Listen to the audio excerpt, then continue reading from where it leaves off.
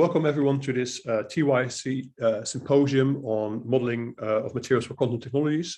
We have three very interesting talks for you this afternoon, covering different aspects of this topic.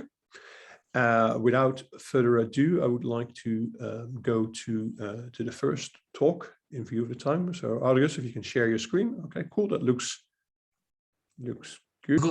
Okay, so hello everybody, good afternoon. Thanks Martijn for organizing this, and thanks whoever suggested to invite me. So I'm Audrius Alkauskas. I'm from the Center for Physical Sciences and Technology, FTMC, in Vilnius, Lithuania. And it seems that all the talks today will be devoted to point defects. So this is only a small part of materials for quantum application, but at least there is a unifying theme.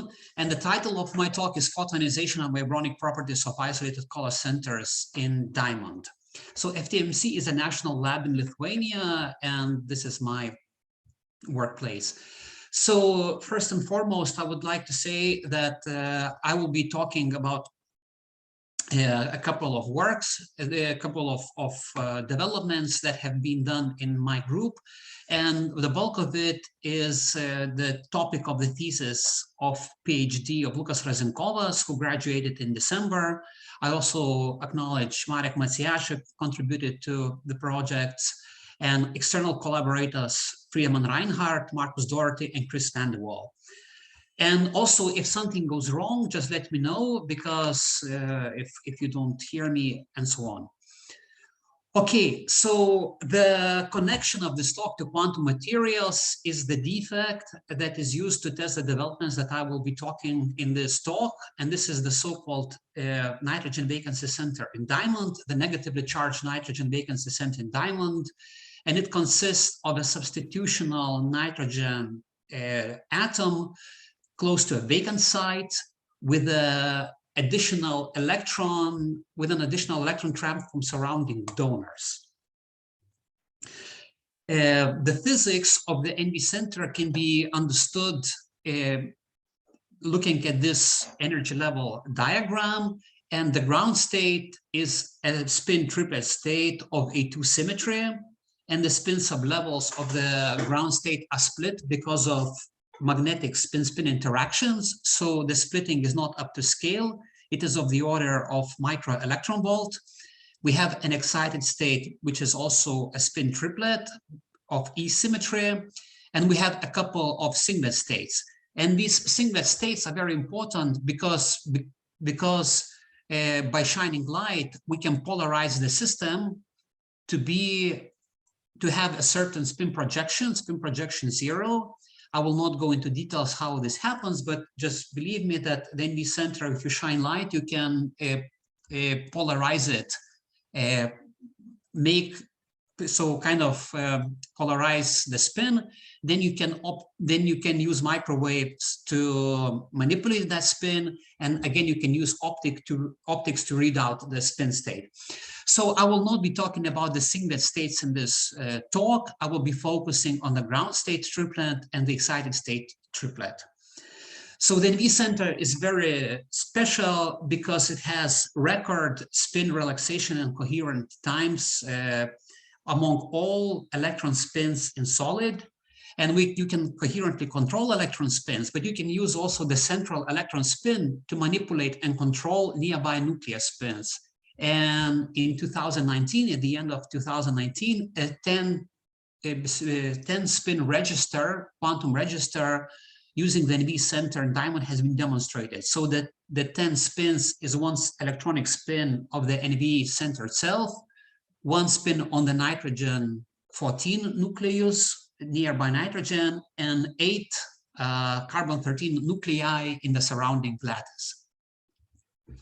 So the topics of the talk are two topics: vibrational structure of optical lines and photonization of point defects, and using NV center as an example.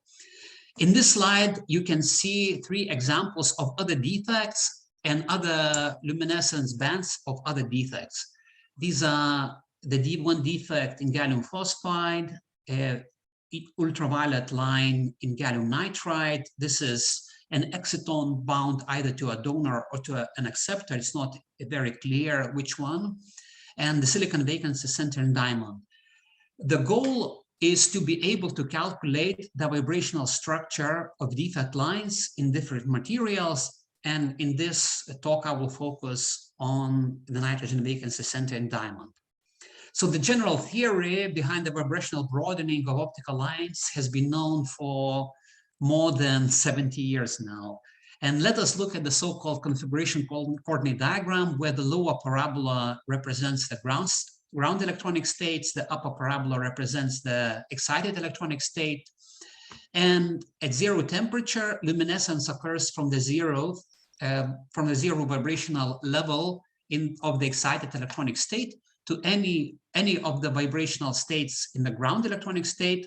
So when we have a transition from the zero state, vibrational state, to the zero vibrational state, this gives rise to a very pronounced peak called the zero phonon line. And in addition to the zero phonon line, we have transition that involves the excitation of a certain number of phonons, the vibrational sideband. If we adopt the so-called adiabatic approximation and the Frank-Condon approximation, the process of optical absorption or luminescence can be described pretty simply. So the luminescence line shape at temperature equal to 0, which is a normalized quantity L, is given by the following expression. C1 is a normalization factor. There are some frequency factors that come from the density of states of photons and also the strength of the electric field. And the most important function that we will try to calculate, the spectral function. And the spectral function is just the sum of different transition energies weighted by the famous Frank-Condon integrals that you've heard about. And these are the Frank-Condon integrals between vibrational states. And very similar for absorption. In this case, we have slightly different frequency prefactors, where we also have to sum all the transitions from the zero vibrational state in the ground electronic state to any of the vibrational levels in the excited electronic state. Okay. Over the years, there have been many developments in the calculation of optical line shapes. But in the context of first principles calculations that I will focus on here, the first paper to my knowledge was this paper in 2012, where authors calculated the luminescence line shape of a manganese substitutional in a complex oxide. But there they used bulk phonons to describe the vibrations of the system. At the same time, while still at UCSB, I have been working at testing a one-dimensional approximation. And subsequently, I applied the full calculation to model the nitrogen vacancy center in diamond, also the topic of the current talk. And back then, I obtained the following spectrum, where in blue you see a theoretical line shape, and in black the experimental line shape. And afterwards, and especially the past year, there have been many applications. So what has been missing in this initial study was that fine features were not always reproduced. For example, you can see certain fine features here that might seem like noise, but actually this is very reproducible in on-experiment. We did not model absorption, and symmetry breaking E-modes were not included. And I thank Adam, who back in 2017 pointed that these E-modes are important. And when I was doing this initial study, it did not cross my mind. So why are E-modes important? So the fact that symmetry breaking E-modes are important and they contribute to optical line shapes is more of a rule than the exception. Why is that? Because the defects we study are usually high symmetry systems. High symmetry supports the existence of degenerate states. And it happens very often that either the ground state or the excited state is an orbital doublet. It's a degenerate state, is an orbital doublet or triplet. And if we have a degenerate electronic state, a Young-Teller effect can happen. If the energy lowering due to the breaking of the symmetry is comparable to the typical vibrational, to the typical energy of vibrational quanta, then the Young-Teller effect is dynamical. And in the case of the NV center, the dynamical Jahn-Teller effect occurs in the excited electronic state. And this is not a theoretical concept. This manifests itself experimentally. First of all, it manifests itself by the width of the zero phonon line.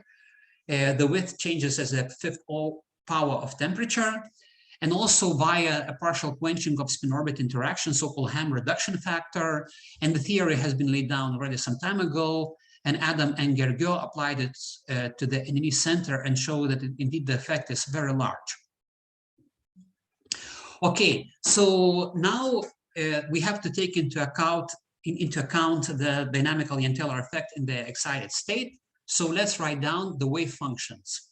In the ground electronic state, the wave function, G is for ground, is written in the following way. We have an electronic state A2. We have vibrational wave function pertaining to A1 symmetry vibrations and a vibrational wave function pertaining to E symmetry vibrations. In the electronically excited state triplet E, we have the same vibrational wave function that describes A1 symmetry vibrations, and then the vibronic term where EX and EY are mixed, and this is the dynamical Jahn-Teller. So this is the mixing that is at the origin of the dynamical Jahn-Teller effect, whereby the EX and EY components are mixed. And just following the same line of thinking, for luminescence or for emission, we have to calculate the following Frank-Condon integrals, where the whole Frank-Condon integral factorizes into the integral for A1 symmetry vibrations and integrals for E symmetry vibrations. This is the same formula that we had before. So in the end, for both luminescence and for both absorption, we can write the spectral function that we are interested in as a convolution of contribution for A1 symmetry vibrations and E symmetry vibrations. So the contribution of A1 symmetry vibrations is exactly what we had before in this initial study, where we did not consider E symmetry phonons, and a similar function for E symmetry phonons. If we neglect E symmetry phonons, that means we put a delta function here, and then the convolution, in the convolution, we end up only having the contribution from A1 symmetry phonons. So this is what we want to calculate, these spectral densities. Okay, the calculation of the spectral functions. The calculation of the spectral function A is our final target. However, let me first introduce an auxiliary function S, which is a spectral density of electron-phonon coupling. So the spectral density of electron-phonon coupling is a function that shows what is the strength of coupling during optical transition to a phonon mode having a specific energy. So in the case of A1 symmetry phonons, the spectral density is defined this way. We sum over all phonons of A1 symmetry, all vibrations of A1 symmetry, delta function that corresponds to their energy, and weighted by a weight factor, which is called the partial Huang-Gries factor. And the partial Huang-Gries factor is a quantity that says what is the average number of vibrational modes of type K that is emitted during optical transition. And we sum over all phonon modes, and the integral of this function, or the sum over all partial Huang-Gries factors, is the total Huang-Gries factor for asymmetry phonons, and very similar for E-symmetry phonons. The way, and it's very straightforward to calculate this partial Huang-Gries factor. Now, if we get back to our configurational coordinate diagram, so what we need to calculate the partial Huang-Gries factor for a mode K is first we need to know what is the change of the geometry in the excited state relative to the ground state. We project this change of the geometry that includes all atoms. We project on a certain specific phonon mode K. We have this projection. And from this projection, we can calculate what is the average number of phonons of type K emitted during optical transition. And thus we build a spectral density. So we do our calculations as most common for solids using density functional theory, DFT. This is a short slide that summarizes these calculations. Our DFT engine is VASP in this particular case. And in this particular case, we use two functionals, PBE and HSC. And we use defect supercells up to 1,000 atoms. The excited states are described via the so-called delta self-consistent field approach, where we promote one electron from the ground state to the excited state. Total energies, displacements, and forces are calculated for the actual configuration where we promote one electron to the excited state, whereas the vibrations in the excited state are calculated by enforcing the symmetry to be the C3b symmetry of the defect without breaking the symmetry.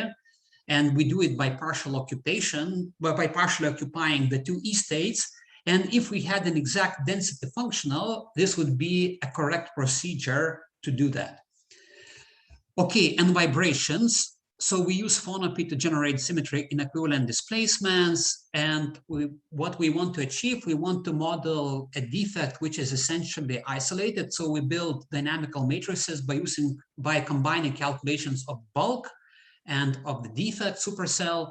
And we build supercells up to 64,000 of atoms. And there are some few details. We enforce Newton's third law, acoustic sum rule. The resulting matrices are very sparse, so we use the SLEPC library to diagonalize them, and we assign irreducible representation for each vibration. So these are the details, and now the results. So here, again, I'm showing the spectral density of electron-phonon coupling during optical transition. So let's first look at emission. So what on the x-axis, I plot the phonon energy, which varies from 0 to the maximum phonon energy in diamond, 167 or 175, depending on the functional. In experiment, 167 millielectron volts. And we see that, and in the case of the NB center, only perturbed bulk states contribute. There are no localized vibrations above the bulk phonon band. And in blue, the spectral density for PB is shown, in orange for HSC, and we see that electron-phonon coupling is stronger in the case of HSC, and the phonon spectrum is slightly stretched. And very similar for absorption, where the shape is slightly different. What the embedding procedure reproduces correctly is the linear dependence, which should happen for acoustic phonons. So we reproduce the linear dependence close to frequencies 0.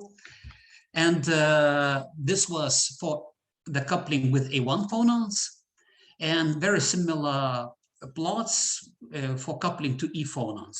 And if we compare total Huang-Gries factors, the coupling to E phonons give about 15–20% of the whole spectrum. So the whole spectrum is made of 80% contribution from A1 phonons and a bit less than 20% contribution because of coupling to asymmetric phonons, asymmetric vibrations. Okay, I said, and you recall that I told you that the spectral density of electron-phonon coupling is an auxiliary function. It's an auxiliary function, and our goal is the calculation of the spectral function A, from which we directly obtain the required spectra. So how we go from S, the function that shows how strongly you couple to different vibrations, to the spectrum, something you measure in experiment. So there are, in the case of A1 symmetry phonons, the procedure is straightforward and it can be achieved in two ways. I will not go into details, but one way is the iterative formulation. And I will explain it in the case of absorption. So in the case of absorption, first we have the possibility that there is a transition without phonons involved, which is a zero phonon light, which is a delta peak.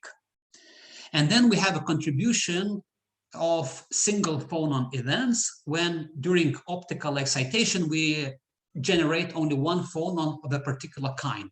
And this is a single phonon contribution, I1. And higher order terms, 2 phonon contribution, 3 phonon contribution can be obtained by just the convolution. And in the end, we add up all the contributions and we end up with an absorption, in this case, line shape. But there is a simpler approach.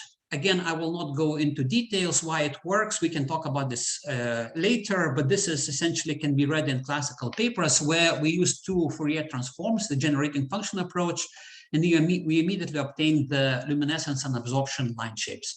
So going from S to A, I want to say in the case of A1 phonons is straightforward and it can be read in classical papers. So there is no problem.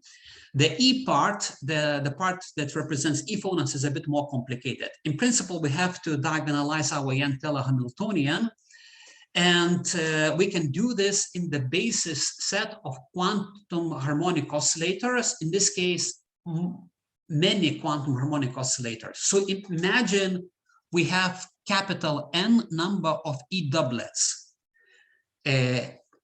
This is our basis set, so just not the basic, the number of vibrations. And in the case of each E vibration, we include up to n-thousand number of possible excitations. So our basis set has a very, very bad scaling with respect to the number of E doublets. And this problem is basically intractable. So to make it slightly more tractable, we first transform the basis set to the so-called chiral basis, which was employed already for some time. And in 1980, O'Brien and Evangelo, they demonstrated how this helps solving the Jahn-Teller problem in the case of two E doublets. So we generalize it to many E doublets. We basically take the same approach, but generalize it to to more vibrations. But still, the problem we are facing is the following. In the solid, we don't have a discrete number of vibrations that contribute, but we have a continuum, essentially an infinite number of vibrations. And the problem becomes unsolvable, but what we do now, instead of a rigorous solution, we perform the calculations by checking the convergence. In which sense? We first approximate this real spectral density, which shows the coupling to a continuum of phonon modes by a few affected phonon modes. We solve the Jahn-Teller problem for these few affected phonon modes, in reality up to 14, 15 phonon modes, and we check the convergence when the convergence is reached. And when the final spectral function does not change anymore, we are converged. And this has been developed by Lucas, my PhD student, who, as I said, just graduated. Okay, so just the results. So here there are final results, comparison of luminescence, a line shape with experiment in blue here, PBE result on the left, and on the right, HSE, compared with experiment. And you can see these wiggles that I said that are highly reproducible in experiment are indeed there. And maybe you cannot see right away, but what you can conclude, one can conclude from these comparisons, that phonon frequencies are very well described, especially in PBE, where you see the position of the peaks on the x-axis coincide with the experiment very well. But what we concluded, that atomic relaxations in the ground state with respect to the excited state are slightly underestimated in PBE and slightly overestimated in HSE. And the similar trend is observed for absorption, where we compare here experiment and theory. So the fact that vibrational frequencies are described very well, but they are, for example, underestimated in PBE, prompted us to try the following trick. So what if we scale the geometry relaxation by a fixed amount, in this case by about 10%, but use the same spectral function, the same phonon frequencies? And if we do that, we obtain the following comparison between two experiments and theory, which is still not perfect, but you can see actually the fine structure really well reproduced. And once we do that for luminescence, we're no longer able to play around with emission, with absorption, and we have to then calculate absorption. And the agreement is not is not as good as for luminescence, but the asymmetry between emission and absorption is reproduced very well. So this is the final result, and this is the end of my first part of the talk, which is a bit longer. The second part will be shorter, and I will make concluding remarks at the end of the talk. So the second part is photonization of point defects, slightly more recent work. So the NV center is negatively charged. And in many of the applications, the negative charge is the one which is required. But what happens that during the operation, during the time when you shine laser on the NV center can lose an electron, and then it can convert from the negative charge state to the neutral charge state. This effect can be both beneficial and detrimental, and it is beneficial for the so-called photoelectrically detected magnetic resonance for spin-to-charge conversion. And photonization is in general important to understand charge control of NV centers. So what we are after here is the calculation of photonization thresholds and photonization cross-sections. So by the way, Martijn, I aimed here at 30 minutes, as you said, and I will try to follow that.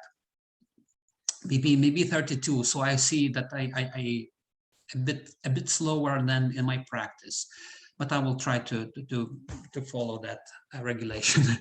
So photonization of the NV center can happen in a few ways, and two most important ways are the following. First of all, we can photoionize it directly from the ground state. We have NV negative, NV minus in the ground state, we photoionize it, and the threshold is the ionization potential for photonization from the ground state. There is another process. Oh, by the way, there is experimental data which says 2.6, 2.7, and theoretical calculations can be directly applied, and there is a very good agreement. There is a second way where you first absorb. There is absorption to the excited state, and then photonization from the excited state. So it's a two-step process. And when you are in the excited state, apart from the photonization, there is stimulated emission that can take place. So we wanted also to calculate photonization, the cross-section for that process as well. And there has been a lot of very important developments and also theoretical developments of many aspects of photonization. And also Adam performed very important work already 10 years ago. Okay, so now going back to photonization mechanisms. So if we are talking about photonization from the ground state, so this is very straightforward to calculate the photonization threshold, and our calculations agree very well with experiment and with previous calculations, and the agreement is very, very good. Now, when we are talking about photonization from the excited state, you can think that it's very easy to read out the ionization potential simply from this picture. But actually, and it will be given by the difference between ionization potential in the ground state minus the ZPL energy. But actually, this would not be entirely true, because I will not go into details, and this is more interesting perhaps for the aficionados of NV center.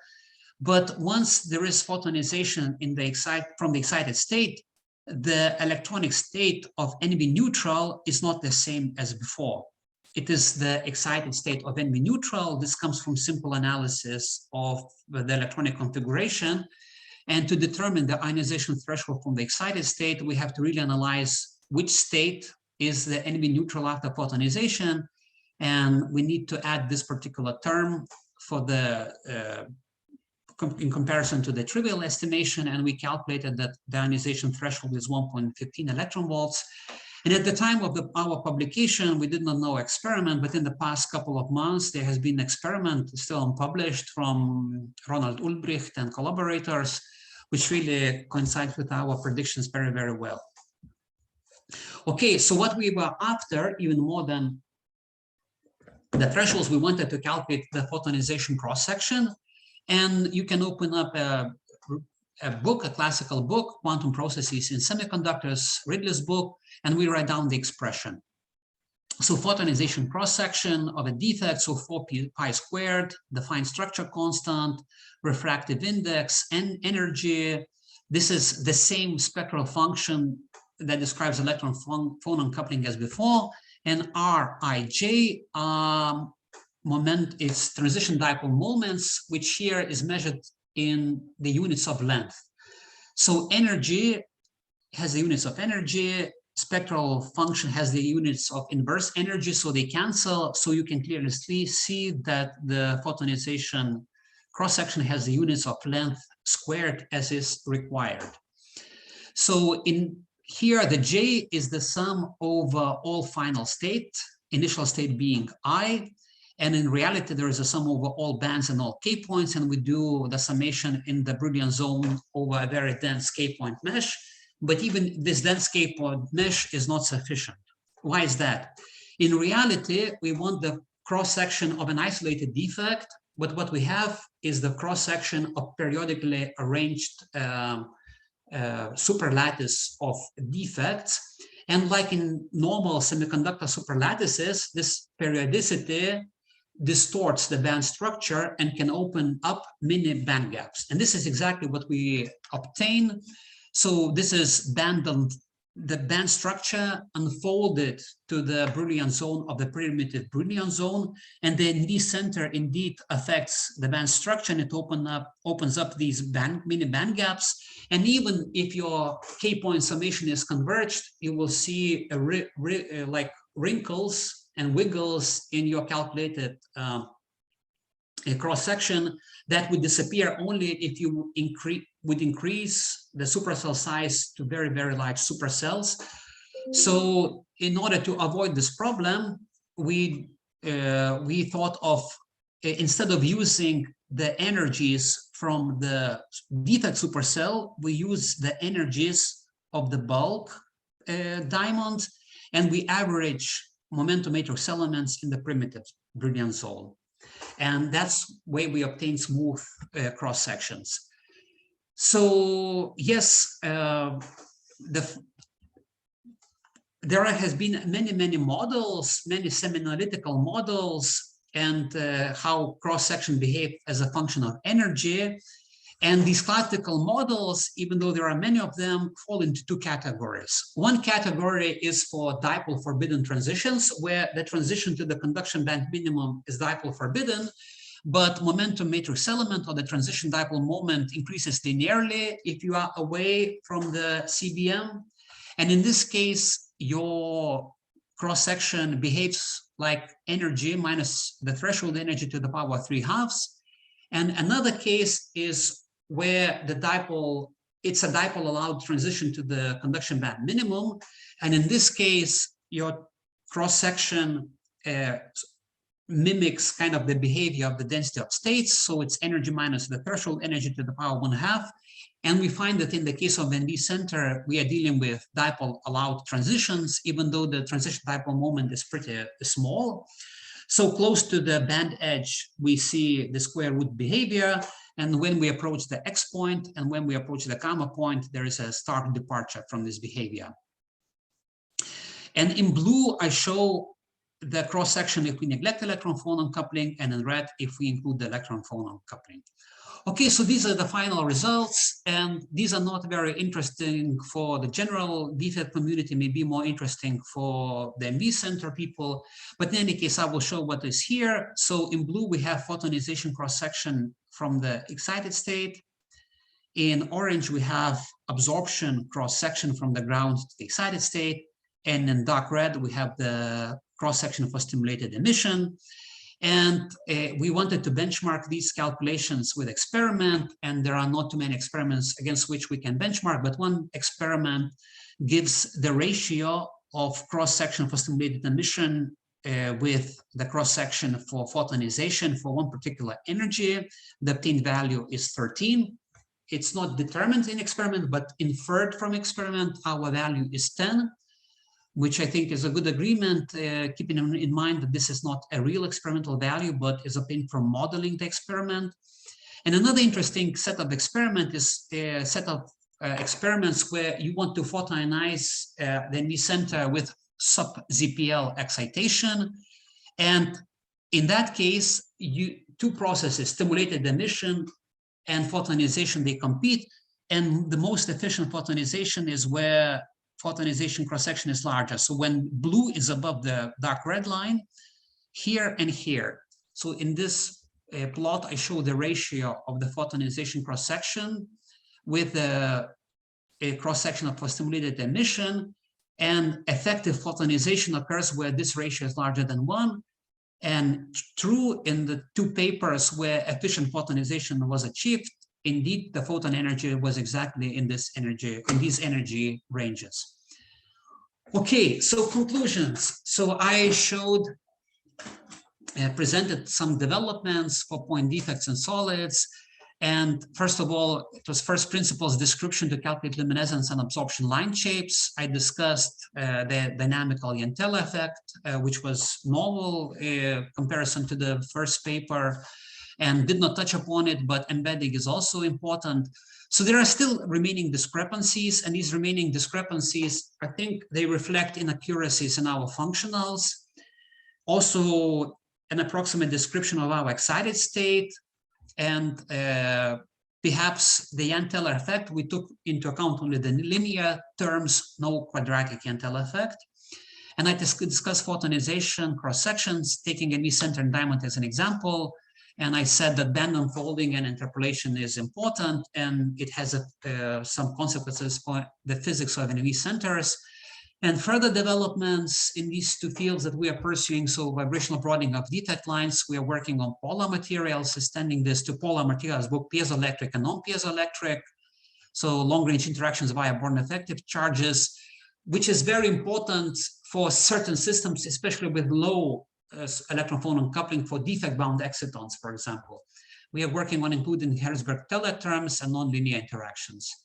And photonization of point defects, we are not working actively on moving the methodology, but more on the application to other systems and polarization of photonization, which is important for single centers.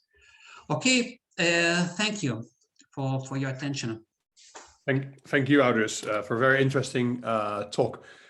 So there's some questions in the chat, and I'm going to ask them to you. I mean, yeah, it took a bit longer, like, yeah. Not sure if we're going to go through all of them, but first one from Johannes. Great talk. DFT has a well-known problem with dealing with multiplets. Is that a problem in your calculation?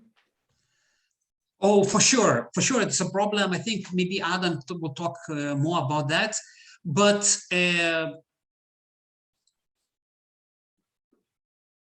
if you encounter a multiplet, you cannot calculate its energy very accurately, but if you can obtain its energy from experiment, you can sometimes calculate other parameters like cross sections, because you know in advance what is the wave function, what is the shape of the wave function. But it is a very important problem, and so it's very important to get the energies right. And it's the ongoing battle forever. So that would be my explanation. It did not matter so much in this, what I presented. Okay, thank you. There's a question from Cedric. He says, regarding the 64,000 atom supercell calculations, any information on the Lenskos solver? Oh, what do you mean, any information? I don't know if you said it. I don't know, Cedric, if you can unmute yourself, if that's possible. Yeah, sure. No, I was just very impressed by your supercell calculation. Of course, it's a very big system. I was just wondering. No, it's not actually first principles calculation. This was just the density matrix was for that system. It's kind of molecular dynamics, you could say, calculation. But you still have to diagonalize it, isn't it? That was my understanding. So is it like a Langshot solver you use to get the yes. Yeah. Yes. So is it like, do you have any information on that? Is it like a restart Arnoldi procedure, or is it? So actually, if you drop me an email, I will sure. I will have, because Lucas, who did the actual work, will tell you better. Yeah, okay? Sure, I will do. Yeah, thanks a lot. Thank you, Cedric. And then the final question from Kang Wang. In the first part of your talk, you mentioned the use of delta SCF. Can you comment on the reliability of such a method? Any possible improvements beyond delta SCF? Oh, this is an internal question, right?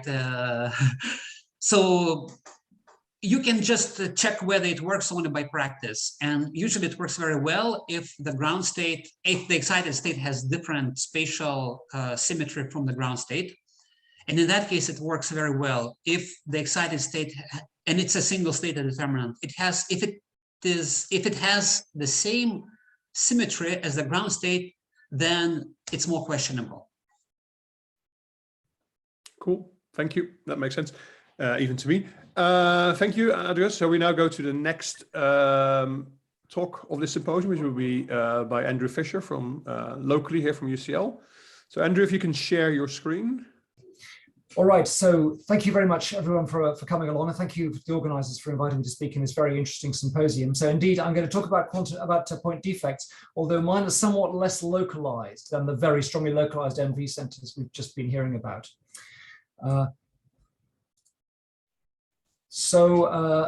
This work was done with Jan Huaju, who's just finishing a PhD in my group, Sankalan is a summer student who was visiting us from Cambridge last summer, and Wei was a postdoc in my group. He's now at the Institute for Materials Discovery in UCL. As well as them, I'd also like to thank some collaborators. Nguyen Lei and Aaron Guinness are theorists at the University of Surrey, and they were particularly involved in the work on the one-dimensional topological systems I'll talk about in the middle of the talk. And then a lot of the inspiration of this came from our experimental colleagues, in particular Neil Curzon and Taylor Stock, whose role at UCL I'll explain in a minute, and Ben Murdin and his team at the University of Surrey. We were all involved together in a large program called Address, which was funded by the EPSRC. All right, so the overview is I'm going to talk about what deterministic single atom doping is and what its potential, what I think its potential is. And then I'll kind of talk about three topics related to the theory of the structures you can make. I'll explain a little bit about how one can adapt ideas from molecular physics to figure out the clusters, the properties of clusters and lines of implanted donors. Then I'll talk about some topological properties, initially of linear arrays, and I'll show how those properties change once you get to the limit where the interactions, the Coulomb interactions become very strong. And I'll show you what the differences are between donors and acceptors. And then finally, I'll show you probably our most recent result, which is to show that one can make two-dimensional topological insulators out of acceptors. And all these structures are of some interest for quantum simulation of topological systems. And I'll then conclude. So these ideas really got started back in 1998 with what was effectively the first really well quantified proposal to do quantum computation in the solid state. And that was a paper by Bruce Kane, which became very well known. The idea essentially was to implant phosphorus 31 impurities in a silicon crystal in sufficiently well-determined locations that they could have electrostatic gates positioned near to them. And these so-called A gates, which were to be positioned directly above the impurities, their job is to control the position of the electronic wave function, and hence to control the magnitude of the hyperfine coupling. So if you like, it tells you how well the electron talks to the nucleus. The second set of gates, these so-called J gates, are meant to be positioned between the impurities, and they're supposed to control how much the impurities talk to one another. And if you work through the numbers, that arrangement puts a requirement of defect spacings controllably of the order of 20 nanometers and defect positioning about 20 nanometers below the surface. And I should make the point that the fact that one needs to be able to manipulate these states using externally using electrostatic gates, that's one of the reasons why you want impurities for this purpose whose states are much more extended than those of the NV centers we've just been hearing about. I got involved in this game a few years later, and we wrote a paper pointing out that these gates, these electrostatic gates, might potentially be a source of decoherence, and an alternative is to have optical control of the couplings between the different degrees of freedom by optical excitation. But that has similar requirements on the spacing of the species, although it does have ideally would need more than one species of donor. We'll come back to that in a minute. All right, so there are these schemes which, if you could realize them, would be really nice, but would place very strong demands on accurately positioning impurities. How can we do that? And a whole industry has developed to meet that need, and the experiments are really beautiful. Let me explain how the technique works. Silicon is by far our best semiconductor. We can make it cleaner than we can make anything else. So we start with silicon. We start with the standard growth surface of silicon, the 001 surface. And if that surface is atomically clean, then of course it has lots of reacting dangling bonds on it. I'm not attempting to represent properly the surface chemistry of the silicon here. Those who are experts in this will realize I'm missing out lots of complexities. But the idea is, first of all, to terminate those dangling bonds with a layer of hydrogen. So they're now saturated, the surface is unreactive. You can take it out of vacuum, you can carry it around, no chemistry happens. Then locally, you put this surface in a scanning tunneling microscope, an STM chamber, and locally with the STM tip, You use that as a source of electrons to produce controlled current pulses, which selectively desorb particular hydrogen atoms. And the ideas for doing that were initially developed by Fidnivuras and others back in the 90s, I guess.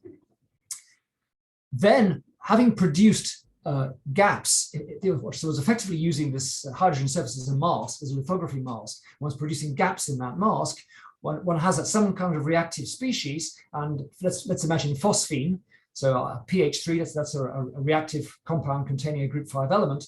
We react that with the surface, and it reacts preferentially in the areas where the hydrogen has been removed. Then some rather complicated local chemistry ensues, which I won't go through, which results in the loss of the hydrogen atoms and the incorporation of the group 5 atoms, the phosphorus in this case, into the host silicon lattice. And one can then grow more silicon over it such that that impurity atom becomes buried to a controllable depth. And so the result is that I've got an impurity which is located below in the position where I originally chose to remove the hydrogen atom with my STM. So it's basically to first approximation atomically controllable position. And one particularly important recent development, I mentioned the need for more than one type of impurity for some of the experiments, is the demonstration by my UCL colleagues Taylor Stock and Neil Curzon that it's possible to do this also with arsine to implant arsenic, as well as phosphine to implant phosphorus. And so this opens the possibility of having structures where you have different donors with correspondingly different atomic radii, different nuclear spins, and slightly different excited states. We'll come back to that in a minute.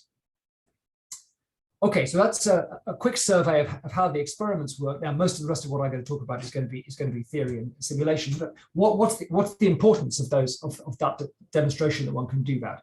Well, I've already mentioned that this field was kind of catalyzed by the desire to make quantum gates in semiconductors, and I guess the culmination of that activity was by the UNSW group in Australia in 2018, who actually managed to construct a 2-qubit gate by these principles. So in this case, they had their 2 qubits. They weren't actually individual phosphorus atoms, but they were quantum dots containing small numbers of phosphorus atoms that had been incorporated by these methods. And they were able to show that using what they could couple a spin in one dot to a spin in the other dot using a 2-qubit entangling interaction of the kind that would be needed to construct a quantum computer.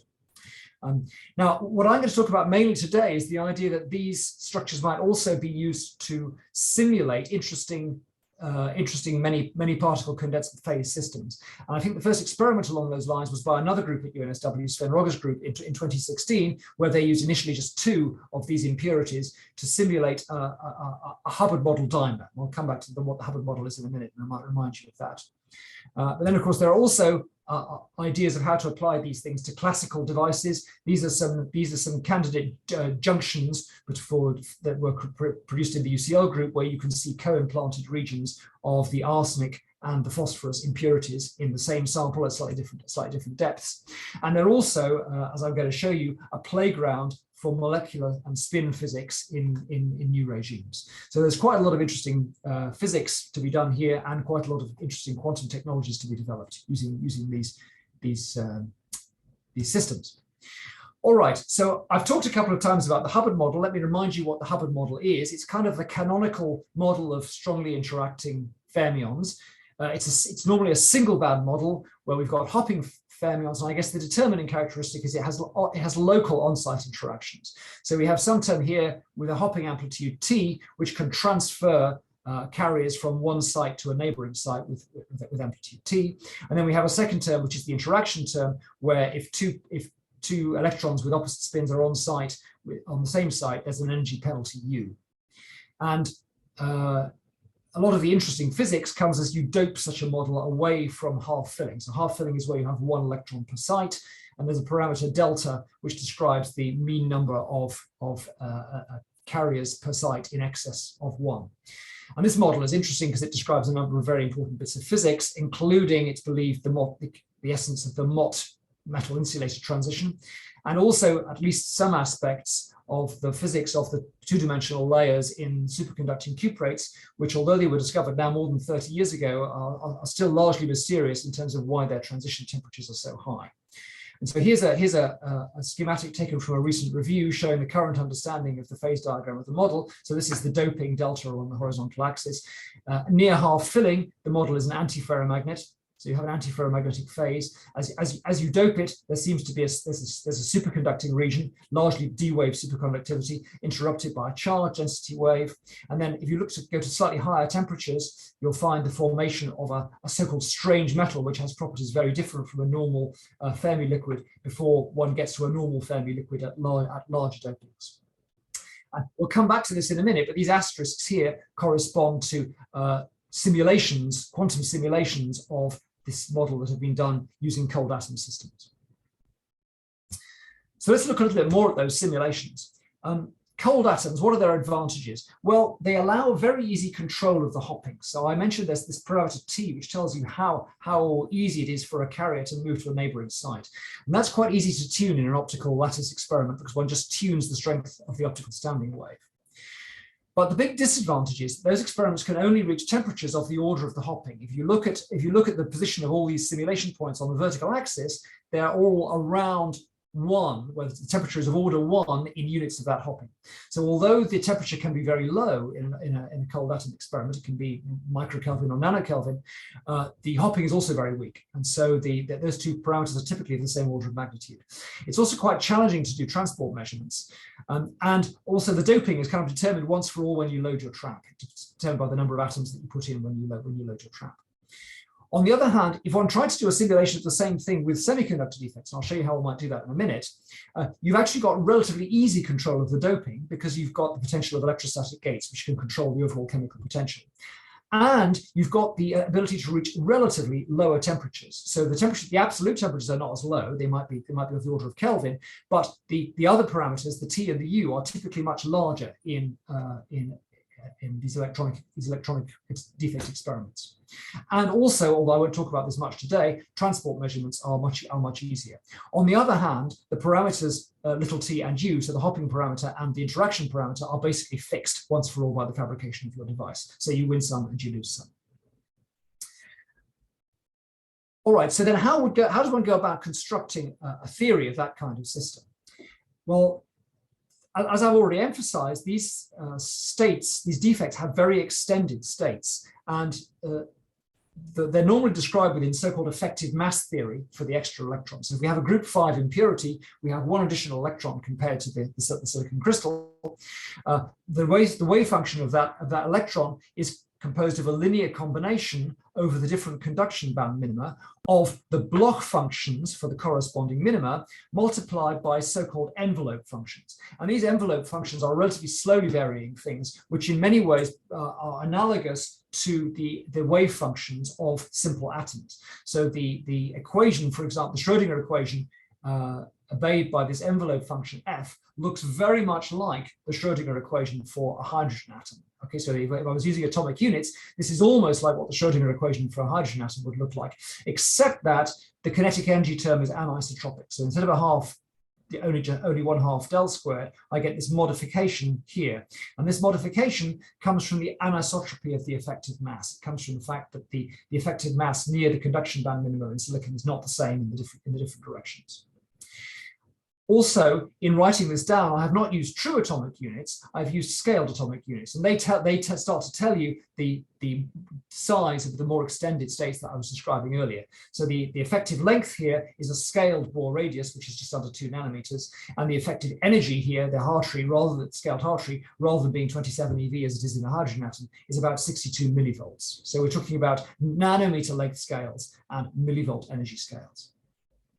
Having said that, when one solves this model, and this has been known for a very long time, it was first done in the 1950s by Lischinger and Cohn, the energy looks really quite like the spectrum of a hydrogen atom. We have a set of states which are basically 1s states. They're isotropic, the envelope functions are isotropic, but there's not one of them, there are now 6 of them. Why are there 6? Well, that comes from the fact that there are 6 conduction band minima, and those 6 minima generate independent states that get coupled together in a way we'll talk about in a minute. So there's a manifold of 1s states, then there's also a manifold of excited states, of which the most important ones are the 2p states. So there's a so-called 2p0 states and 2p plus or minus states, and they are split from one another by the orientation of the angular momentum relative to the orbital angular momentum relative to the conduction band pocket.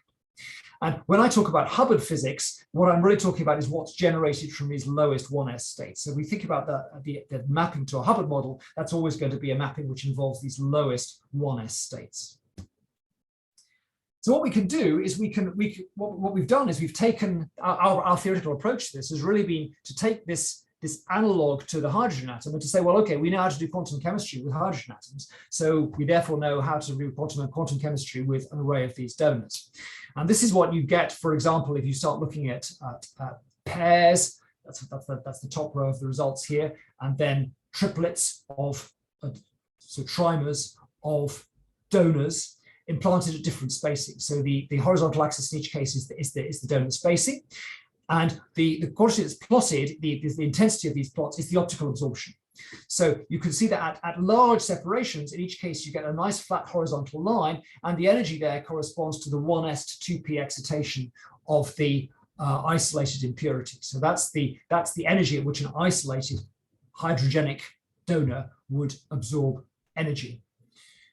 So that's what we get at large spacings. And then there's quite a lot of physics in these diagrams, and because of shortage of time, I just want to point out one thing, which is that at lower spacings, the absorption becomes dominated by this branch here. What is this branch? It's an interdonor charge transfer. So it's a state where you get an ionic state formed where one of the electrons gets transferred from donor A to donor B, and those such charge transfer states, if you go down and get out a pencil and paper or look up in Ashcroft and Mermin and solve a 2 or 3 site Hubbard model, you will find that the low-lying excitations are low-lying excitations of exactly that charge transfer form. So this is an example of the mapping to the Hubbard model that I talked about. And the metal insulator transition occurs in these chains when the energy of those charge transfer transition drops down and meets the energy of spin excitations of the underlying ground state manifold, which you can't see on these diagrams because they are not optically active. They don't have electric dipole, non-zero electric dipole moments.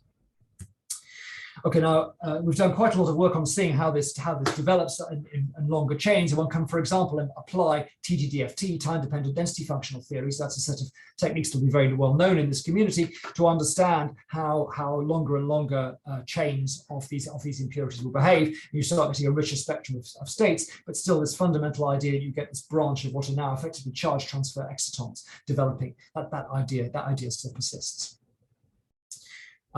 Now, I mentioned that we really ought, that those, I should say, were calculations where we just included a single valley of the states.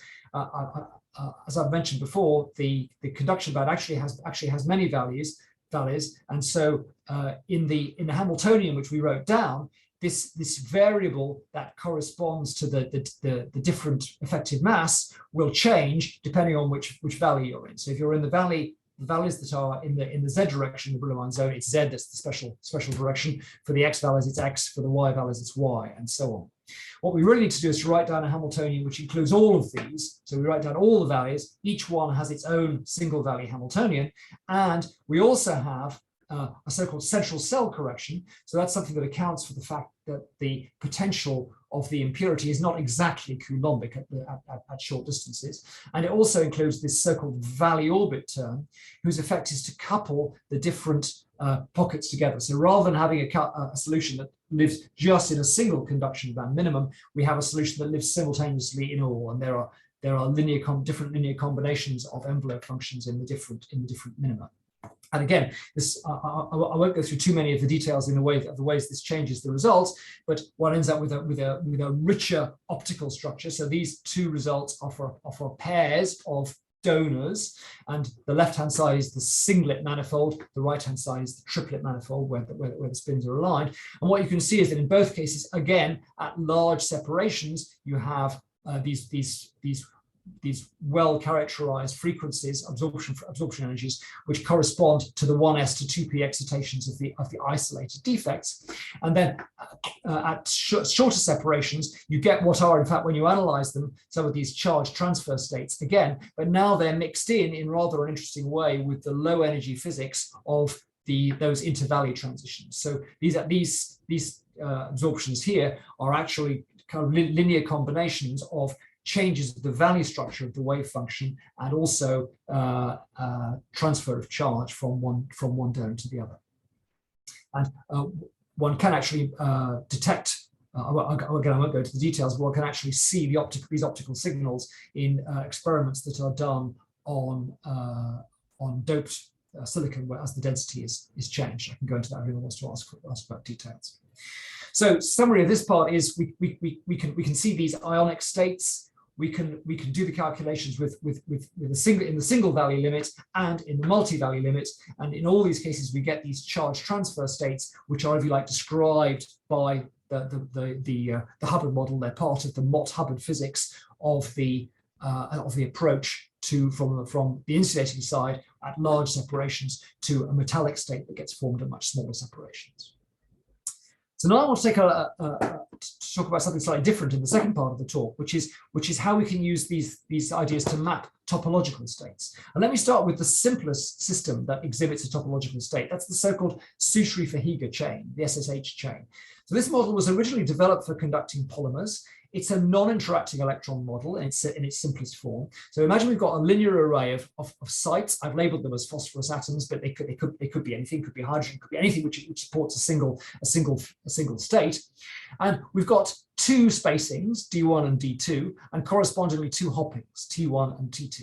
So the idea here is that D2 is smaller, therefore T2 is stronger. This T2 is the stronger hopping. And you might guess that you'd be right, that the physics of such a model would be dominated by the strongest interaction, which is now T2. And so if you think of one of these closely coupled dimers, it's going to have a bonding state generated by a bonding overlap of the single sites and an anti-bonding state with positive, which will be raised in energy. And in the limit where you couple these dimers together, that's going to give you two bands, whose separation is it actually turns out to be exactly the modulus of the difference between T2 and T1. Now, that's the spectrum for an infinite bulk system. If we have a finite system, we have to start worrying what the ends look like. And now you can see that the physics is going to be somewhat different depending on whether we have a weak bond, a T1 bond, or a strong bond, a T2 bond, at the end. So to put it another way, it depends on whether the end bond is one of the strong bonds or one of the weak bonds. If the end bond is a strong bond, in other words, if T1 is greater than T2, then we're in what is known in this field as a topologically trivial phase. Why is it trivial? That's because there's basically no independent excitation at the edges. The end atom is strongly bonded to the next atom, and so there's no extra atomic degree of freedom there. However, if the end bond is a weak bond, so if T1 is less than T2, then this site can support a localized state. It's localized at the ends, and it actually sits precisely mid-gap. It sits part way between the lower band and the upper band. So in this model, there are two such states, one at the left-hand end and one at the right-hand end. And it turns out that there's a bulk quantity, the so-called Zach phase, which is the integral of a kind of Berry connection over the Brouwer zone. And whether that Zach phase comes out as being 0 or pi determines whether which one of these two possibilities occurs. If you think it through, you realize that it's constrained to be 0 or pi by the charge conjugation symmetry that's present in this model. Okay, so this is a very interesting model. It's been studied for a long time, but there are not many, we're rather short of realizations where it's actually been demonstrated. So one of the first things we did was to think about how it could actually be realized in one of these donor systems, and how one could probe, one could ask the question, have we made it? And so we came up with the following structures. This was some work we did with our Surrey collaborators a few years ago, where one would put, so I should say this structure has not actually been fabricated yet, but we're working on it. One would put the unequally spaced chain with the strong and weak dimer pairs between an electronic source and an electronic drain. And now we would take advantage of the ability that the semiconductor structure gives us of doing a transport experiment to measure the conductance between the source and the drain. And the theoretical treatment of this was basically the same treatment that's been applied very successfully to quantum dot transport over many years. So we treat this central region as a quantum dot, and then the addition energies of that quantum dot are shown here as a function of this interaction strength U. So at the left-hand end, where U equals 0, you get the SSH model, which I just talked about, where there are no electronic interactions. And here you see you have these states, these mid-gap states, which are precisely the end states I've just been talking about. And as we let U become large, the Mott gap develops between the states down here where there's 1 electron or fewer per site, and the states up here where there's 2 electrons or more, 1 electron or more than 1 electron for at least some of the sites. And what you'll see is that the position of that edge state actually moves. It becomes this red state at 1 quarter and 3/4 filling rather than at half filling. And the reason there is that the edge states start, you occupy the ends at large U after you've singly occupied the bonding state of each dimer. So that's after you've got to quarter filling. And the characteristic transport spectrum of this object now provides the signal for the edge state. So since it's the edge that dominates the transport from the source to the drain, you get what we predict is that you get these very sharp peaks near 1/4 filling and 3/4 filling in the transport in the topological phase, which are not present in the trivial phase. So as I said, that experiment remains to be done, but that would be the first basic observation of one of these topological states in a defect donor system. There's also some interesting exploration to be done of the phase diagram of this model. So I explained to you how the SSH model works. That goes along the bottom of this diagram where U equals 0, where there are no interactions. We have the trivial state on the left where this parameter delta T is negative. We have a metal in the middle where the two couplings are equal, and then we have the topologically non-trivial state on the right. We know that if we increase U while from the metallic state, we know that we get a Mott transition. So we get a Mott insulator, which is, as I said before, it's antiferromagnetic. You get opposite orientations of the spins. It's a very interesting question to ask, how do these things join up in the cases where delta T is not 0, where you start with either the trivial insulator or the topologically non-trivial insulator? And I'll show you what the answer is on the topologically non-trivial side.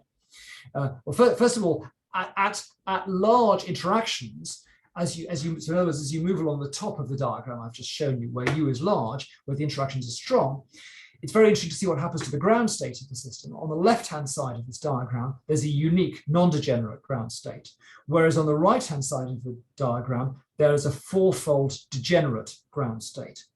And the explanation of that is that the system has actually become a topologically interesting magnet. So what's happened is that now the spin degrees of freedom are bound into a singlet state in each strongly interacting dimer. But if there's an impurity atom left over at either end, the states on that extra impurity, the spin on that extra impurity is free. So you have a spin a half degree of freedom at either end. And that generates either singlet or triplet combinations of those two spins, which correspond to this 4-fold degeneracy. And there's some quite interesting changes in the spin correlation that go along with that. So if we look, for example, on the left-hand side of the diagram where this delta T parameter is negative, every pair of spins is bound up in a strongly correlated pair with its nearest neighbor. On the other hand, if you look on the right-hand side where delta T is positive onto the topologically non-trivial side, then the central atoms are bound as before, but the whole pattern of the binding has shifted along one, and the end spins are not bound to their nearest neighbors and are capable of showing long-range correlations. In this case, corresponding to off-diagonal elements of the spin-spin correlation function between the widely separated spins at the two ends. So I promised you I would show how these different things join up now. So imagine we start down here in the SSH non-trivial topological phase where there are 1 particle edge states, and imagine we steadily turn on the interactions. And what happens is that the charge excitations start, as the interactions get strong, gradually rise up to higher energies. leaving only the magnetic edge excitations. And so in fact what happens is that the six-fold degeneracy of the state that exists at zero interaction strength turns over to a four-fold degeneracy of the magnetic edge excitations for the strongly interacting system. And this goes along with, again, I won't go through the details, but this goes along with changes in the degree to which the end spin is correlated with its neighbor. So this shows how that level of correlation changes from strong to weak as we change from the topologically trivial to non-trivial phase. And one can also look analogously at the entanglement between the quantum entanglement between the end spins and the rest of the chain. And again, it goes from being entangled in this topologically trivial phase to unentangled in the topologically non-trivial phase. Okay, so the conclusion is that we have these interesting crossovers, and this introduces the possibility that we can start studying with these donor systems the interplay of strongly interacting Coulomb physics with these topological states.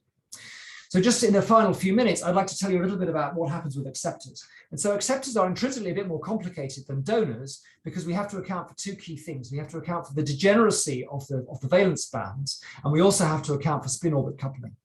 And so there are well-established models for this, which go back to the 1970s. There's a spherical version where we treat everything within an isotropic approximation, and there's a cubic version where we include also the non-equivalence of different directions in a cubic crystal. And the health warning for all the rest of the graphs in the talk is that I'm now talking about acceptors. So the occupied states for holes are going to be at the top of the diagrams, not at the bottom of the diagrams as you're used to. So you just have to switch everything around in your mind. And for silicon, which is the most well-developed material, the spin-orbit coupling, which is this horizontal axis, places us here. So you'll see in that limit, the spin-orbit coupling is large enough to split off by quite some way this lowest manifold of states, which in the limit of the spherical symmetry corresponds to an angular momentum of 3/2. And in the case of the cubic material, they correspond to the irreducible representation gamma 8 plus of the symmetry group. So it's linear combinations of those states that we're going to use, again, by stealing ideas from electronic structure molecules to describe these clusters. And again, there's a set of effective units which tell us the length scales. So the length scales are now about 2.5 nanometers, and the energy scales are about 25 millivolts. Now, I won't go through the details of how we do the calculations, so I don't have time, but just to say we basically adapt methods of quantum chemistry to do it. We then use both CI, configuration interaction calculations, and also simpler approaches like UHF, unrestricted Hartree-Fock, to study the defects. Now, the results for the one-dimensional chains are interesting. They show that there is again a transition from a topologically trivial to a non-trivial phase, but now you have a richer degeneracy of states corresponding to the fact that there are 4 degrees, there's a 4-state system at each end, not just a 2-state system at each end. So that gives us 16. But the thing I'd really like to get onto is that our most recent result, which is that there's this very remarkable set of structures called time reversal invariant topological insulators, where the spin-orbit coupling, if it mixes up the order of the bands in such a way that 2 states of opposite parities cross, then it turns out that you've made a structure which is topologically fundamentally different from the vacuum. And anytime there's an interface between such a structure and an ordinary vacuum, you have to get edge states. And those edge states are protected by time reversal symmetry. So they're completely robust to anything that doesn't violate time reversal symmetry. And the observation we've made is that the spin-orbit coupling that's present in the acceptor arrays actually allows you to make such time reversal invariant topological insulators. And so we do that by using a honeycomb structure. So again, I won't go through the details, but if one starts with a regular honeycomb like this and one changes the bond length, you have one of these spin 3/2 objects living on each site, but produced by the strong spin-orbit coupling in silicon. And if you follow that through, what you can do is you can construct a Hubbard-like model for the spin physics, which involves that 3/2 degree of freedom and an on-site interaction. and there are various order parameters. If one does the mean field theory of those order parameters, you find that you get an array of phases in which you have a metal, you get a topological insulator of the type I've just been describing, and you also get the crossover to an antiferromagnetic insulator in the case where U becomes large. And so you get not only the occurrence of a non-trivial topological state, but its destruction by strong interactions. And so I'll just finally show you that what is a more complete picture of the electronic structure. Indeed, you see the same thing. You get the transition from a metal to a topological insulator to an antiferromagnetic insulator. Okay, so I won't talk about the implications for the edge states because I think I'm running out of time. So in conclusion, donors show these interesting one-dimensional topological states which have different characters either side of the Mott transition. Acceptors, on the other hand, not only show a richer manifold of topological edge states, but they also potentially show this 2D topological insulator phase as a result of the spin-orbit coupling. I'll stop there. Thanks very much for your attention. Thank you very much, Andrew, for a very interesting talk. Again, if you have questions for Andrew, just please put them in the chat. There's already one from our first speaker from Audrius. Thank you for a very nice talk. You said that your experimental colleagues work on realization of the SSH Hamiltonian using donors in silicon. Have there been any experimental demonstrations of quantum simulations using phosphorus donors in silicon? Yes. So there's a recent paper by the NIST group. So they used phosphorus. It wasn't exactly the one donor per site limit. So there's the particular way they did the implantation, there was an element of stochasticity in the number of donors they had on each individual site. But there's I can give you the reference if you're interested. Do drop me a line. But there was a paper. I'm just trying to remember which journal it was in. I think it was Nature Comms, but I'd have to check. And it was a simulation of a Hubbard array where the readout effectively was by the transport experiment in a similar way to what I've just described. Cool, thank you. Any other questions for Andrew? Okay, there's no questions, there's a comment. Yeah, actually, maybe I have a question. This is probably terribly naive because it is very much out of my comfort zone, but with the SSH model, when you would realize this experimentally, I guess you can play around with the chain length for the number of phosphorus donors that you put in a row. So is there some depends on the physics of how many right, so the longer the chain, there's a characteristic decay length for the states at either end. And so from this point of view, I guess the most interesting thing is to vary the length of the chain and to observe that those states stop talking to one another beyond a certain point. There's an analogous thing you can do with the topological insulators, and this has been done actually in thin films, in bulk topological insulators, in 3D topological insulators. You can make experimentally you can bring the surfaces together, and you can watch the two surfaces talk to one another. I think the experiment that we'd really like to see done, and this requires further work on the reliability of the doping and the implantation, is to do the same thing with a sort of two-dimensional island of acceptors and vary the size and see how the edge states develop as you do that. Cool, thank you. That sounds very interesting. As I don't see any other questions in the chat in view of the time, I think we'll thank Andrew again, and we'll move to the final speaker of this afternoon symposium, which is Adam Gali. Everyone, and I would like to thank for the main organizer for inviting me for this very interesting symposium. And my name is Adam Gali. I work at the Wigner Research Center for Physics and the Budapest University of Technology and Economics in Budapest, Hungary. And I'm lucky that Audrius already physically introduced the Nitrogen Vacancy Center in Diamond as an exemplary solid-state quantum bit.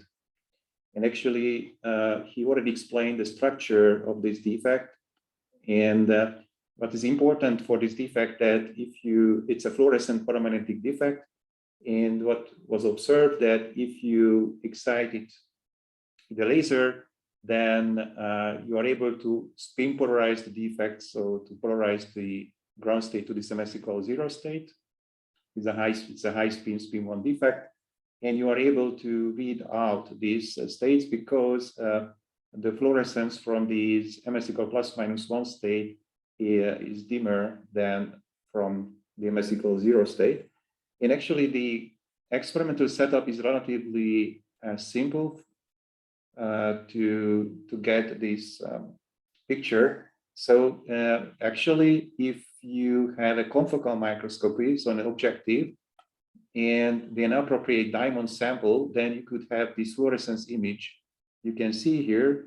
And using this optical setup here, it is possible to prove that you are observing a single photon source. And with using here a gold wire and the diamond sample, you are able to induce these microwave transitions between electron spin states. And because if you go from the MS equal 0 to the ±1 state, then you can observe these dip in the fluorescence intensity. So that is the so-called optically detected magnetic resonance here. So you because it's an electron spin transition. And what is also interesting, so this has been found about 15 years ago, or a little bit earlier. And actually, it was also possible to see the coherent driving of the system when the electron spin even coupled to an approximate carbon-30 nuclear spins. You can see here a Rabi oscillation, the coupled system. And as Audrius mentioned, the coherence time was really long at room temperature. That makes this defect very unique.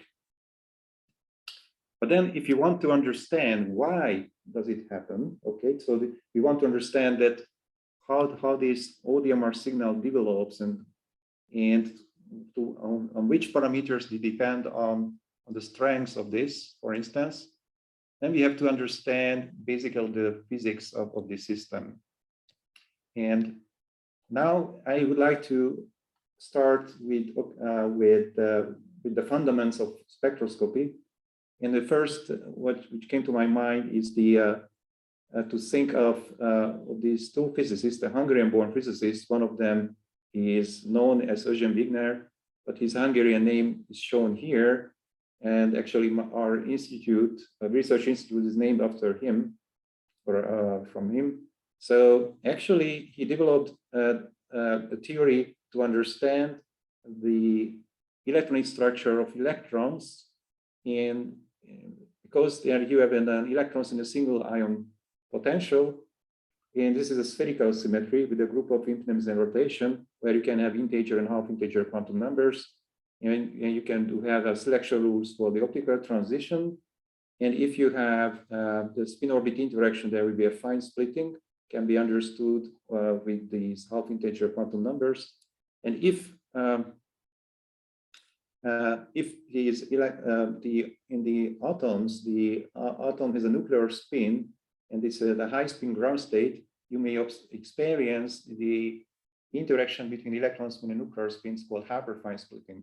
And this can be all explained, the skeleton of these with using this spherical symmetric group symmetry. But here, however, you know, the MB center is not a single ion, of course. It's a polyatomic system. So then we can move on and try to understand maybe the physics of the molecules. So the electrons in the potential of ions. Here we have similar optical transition as before, that instead of having atomic orbitals, we have molecular orbitals. And here the symmetry will be lower, but it's interesting. But I have to add that because of the polyatomic systems, beside these sharp possible transitions between the molecular levels, you could have also states because of the vibrations. This is a vibration structure, let's say in the quasi-harmonic approximation, it's a ladder structure. So you might have vibration-assisted optical transition too. And actually there's other Hungarian-born physicist contributed here a lot, is Edward Teller, Hungarian name is here. So where actually you would have here, instead of a spherical symmetry, a point group symmetry. And as Audrius mentioned, in point group symmetry, it's lower than the spherical symmetry, but you may have a degenerate state. And if you have a degenerate state or electronic state, then actually it can lead to the so-called Untitled effect mentioned by Audrius, which have two kinds of nature. One is that the system is distorted to a lower symmetry in order to remove the degeneracy to make the system stable, or it can be a dynamic Untitled system where the electrons and the vibrations strongly coupled. It's called vibronic states. And this is important also in understanding the optical transitions, because it might happen that if you have a degenerate state, let's say in the excited state, and from this, the selection rules says that there is no optical transition. However, if you take into account the nature of this orbital doublet or degenerate state, then and you consider these vibronic states, then you could have an optical transition. This is called the Hertzberg-Teller effect. Okay, and then if you look at this nitrogen vacancy-centered structure, you might say, is it a system like embedded into, embedded to defect in a solid, embedded molecule in a solid, because indeed these defects create some localized states and levels inside the fundamental bandgap of diamond. But as Audrius mentioned, this is not so easy, because it's not so simple, because there is the conduction band and the valence band with relatively low energy and ionization bands. And if you look at the actual photoluminescence spectrum of the MV center, instead of seeing level structures or quantized levels typical for small molecules or atoms, instead we can see a very broad phonon sideband. So you can see that small models or molecular-like models are not appropriate to describe the system properly. So that's why we need to use, let's say, such a methodology which have, let's say, large number of atoms and with periodic boundary conditions, because in order to simulate the environment, the diamond environment around the defect. And typically what we can do in this case, at least to start with, is to use the density functional theory.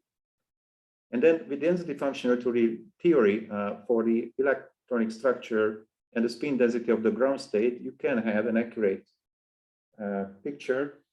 It is shown here. This is the spin density distribution from a so-called top view for this defect. And if you could calculate the spin density distribution around the ions, you are able to calculate the so-called hyperfine interaction between the carbon-13 nuclear spins. And with this calculation, you are able to identify those carbon-13 nuclear spins that were coupled to the electron spin in this 2006 science paper. So it's a kind of identification of the quantum bits inside the diamond lattice. But this density functional theory calculations with the electronic structure makes it possible to have this picture shown here, the A1 level and a double degenerate E level, which actually makes this ground state high spin ground state. And we can see that this defect has a so-called C3V group because of the 120 degrees of rotation of the system. We achieve an identical system. So we have a C3V double group picture. We are able to figure out that what kind of other possible electronic configuration exists, either in the triplet states or the low energy singlets, and shown here are also the other singlet states. And then with using this group theory, you are able to figure out the so-called selection rules between the states. And what you can observe is that for the MSE called ±1 state, they are linked to the low energy singlet states. However, this is not the case for the MSE called 0 state here. There is no link towards the low energy singlet states. So this is a kind of explanation why the MS equal ±1 state is dimmer than the MS equal 0, because from MS equal 0 you have only radiative transition back to the ground state. However, there is an alternative route for the MS equal ±1 state. But in order to close this cycle going this path, I mean this non-radiative path here, you have to arrive at this MS equals 0 state, because we know in experiment this is to which state you polarize the system.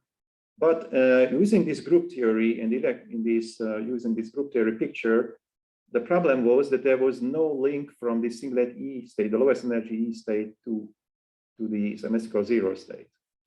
So this was a question at that time, that what could be the origin of it, how we can understand. And in general, if we want to understand the physics and the photodynamics of the system, we have to know the energy positions and the nature of the states of these singlet states. But the states, one already asked about this, are so-called highly correlated states. And in Hartree-Fock picture or language, you can say it's a multi-determinant state. And then this is a problem for density functional theory. So actually, these were the questions, let's say, about a decade ago to myself, that how does the Odomer effect work for MV center in diamond? And if we understood how this works, are there any other centers that behave the same way? And in order to answer to this question, you could see that we have to calculate all the magneto-optical parameters and the rates between those states in order to have in order to answer to this question.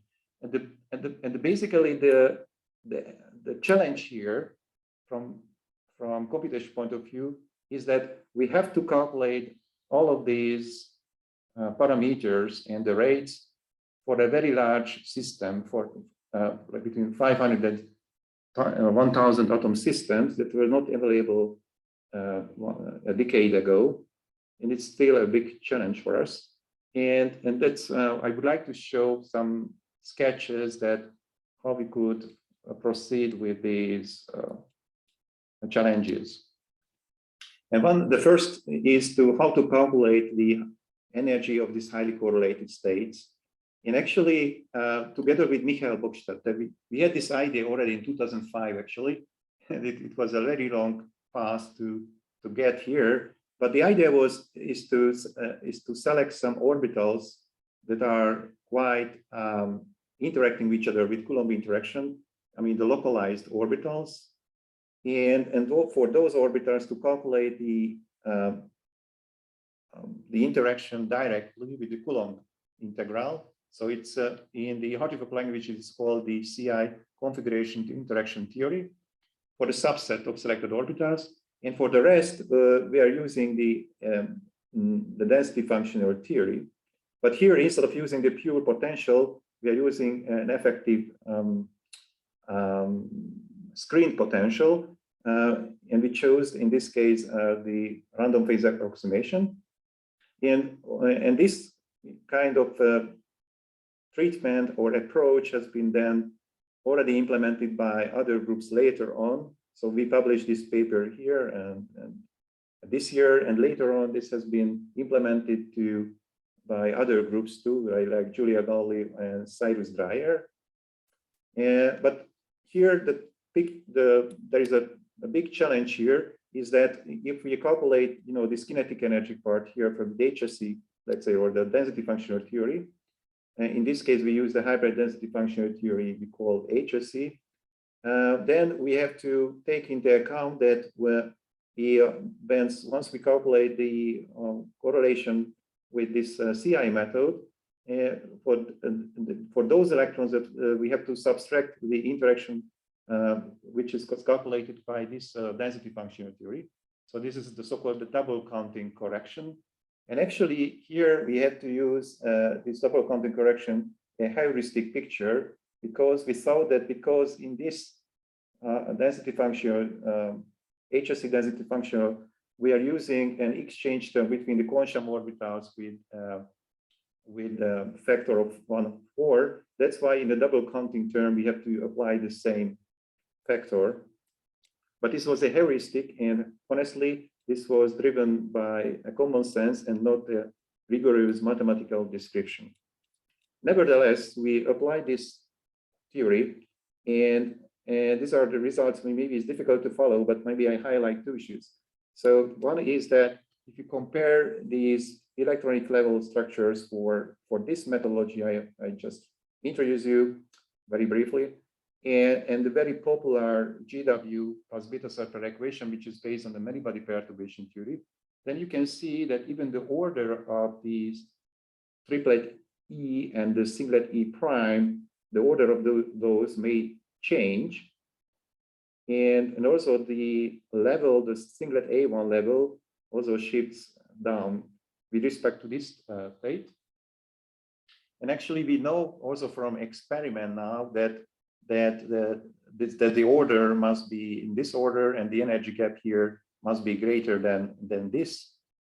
And the other, what I would like to just briefly highlight, if someone applying a CI methodology in a, let's say in a cluster, in a small cluster, also the energies are wrong, or even the order might be wrong, like here, because the screening of the diamond lattice on the crystal must be taken into account, accurately has to be taken into account. And then if you have these tools, this approach in our hand, then it is possible to calculate also the excited state, not just for the triplet, between the triplet levels, which is doable basically based on density function theory, but you can do this for the singlet multiplet level states. And what we found that, which is also known in experiment later on, that the strength of absorption is much higher between the triplets than between the singlet levels. And also what you can read out that the, let's say the ionization energy for the singlet here towards the conduction band is very doable with the green excitation, which is important for the photodynamics and the ionization of the MV center discussed by Audrius before. And again, we want to go back to understand, we want to understand here the link here, which is, okay, we have the nature of these states from these multiplet methods. But we want to understand that how it is possible that this state singlet E is linked to this MS equals 0 state. And we might have an idea from the fact that the singlet A1 is linked to this MS equals 0 ground state. So you might have an idea if somehow the character of this electronic state appears in this singlet E state, there could be then a way to go to MS equals 0 state and close the cycle. But then how it is possible to prepare such a state? And the answer is that maybe the phonons can couple these two states, but the energy gap here is around 1.1 electron volt. But still, what we found, and to make it short, that indeed, if you derive, not calculate directly, but derive the so-called potential energy surface of the singlet E and singlet A1 state, it's a function of such phonons that have low symmetry, the E phonons, the EX and EY components are shown here. This is the energy of the states. Then you can see that there is a small Yantel layer distortion here. This is called a pseudo Yantel layer because here the interaction is basically damped because of this energy gap, but doesn't go exactly to 0. So if you start with the basis of non-interacting electronic states or non-correlated single stated determinant states, this basis, you would have a large Yantel interaction. If you introduce this energy gap, this is reduced, but not completely 0. And this is a way to couple the singlet A1 state with the singlet E state. And that's why this coupling is not the usual fashion called pseudo-Ion-Teller effect. And you can write down the equation for the electronic splitting here in this basis for the system. This gives you an energy gap, the usual ladder structure for the phonons, the EXEI phonons, plus the interaction between the electron states and the phonons, the linear interaction, the linear pseudo-Ion-Teller effect. And actually, if you apply this and you solve this problem for this electron phonon Hamilton operator, then what you can see that the mixture of the singlet A and singlet A1 states by phonons makes the optical spin polarization possible for MD center. And from a broad picture, you can say this is an extension of the Herzberg-Teller theory I quoted in the second slide. For the optical transition, it's an extension towards the so-called inter-system crossing, which appears here, and you can read this sentence in this review paper. So we can explain with this, and then if we have this picture, or sorry, this Hamilton in our hand, that we are able to solve this, then basically we can get the spectrum for the two singlet states, the vibronic spectrum from this singlet E and this singlet A1. And we found that there are some states that are optically active between the two, like the zero phonon line and this for these two E states. And we can calculate the relative strengths of the dipole moments between these states and that state and the ground state, vibronic state of the singlet A1. And then we obtain this picture here from theory, but can be compared to the experimental data of the photoluminescence data at low temperatures, and that the agreement is relatively good. So this justifies our model basically, and we made a connection between the the photoluminescence line shape between the singlet states, and also how it is lead to a mixture between the character of singlet E and singlet A1, responsible for the closing of the cycle needed for optical spin polarization. And then with knowing the spin orbit interaction, the coupling strengths between the spin orbit coupling strengths, it is possible to estimate then or calculate the lifetime of the singlet E state. In other words, the inverse rate of intersystem crossing rate from this state towards the triplet ground state. And at low temperatures, most of the electron, the electron is populates this state. But as you start to increase the temperature, so with raising the temperature, you start to populate the second level, which is basically cannot be seen in the luminescence spectrum.